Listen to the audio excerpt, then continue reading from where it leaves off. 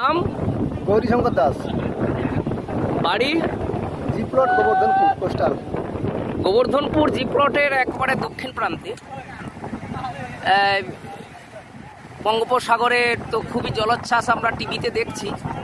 আপনারা যে এই যে রিং বাঁধটি করছেন, এটাকে দীর্ঘস্থায়ী হবে? কখনো না, এই ক্ষণিকের মধ্যে উড়ে যাবে।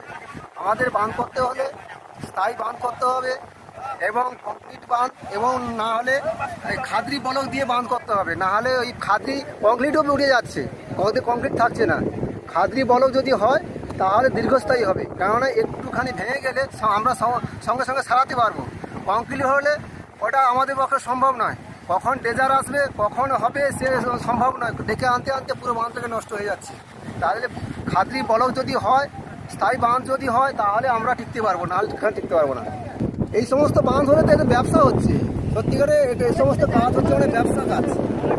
আপনার তাহলে স্থায়ী বাঁধ চান, হয় হ্যাঁ। ব্লকের না হলে কংক্রিটের? কংক্রিট চলবে না, বলকের বাঁধ করুন। হলো ব্লক খাদ্রি বলক, খাদ্রি খাদ্রি বলক। এখন এই বস্তা লোডিং হচ্ছে এবং ওই ইউসি এবং ঝাউ দেখছি বোল্ডার পোতা হচ্ছে। এটাতে কি কতদিন থাকতে পারে এই কাজ? এটা সময় কটাটা থাকবে কিনা তাও বলতে পারছি না। কটাটা যে আসছে এটাই থাকবে কিনা বলতে পারছি না।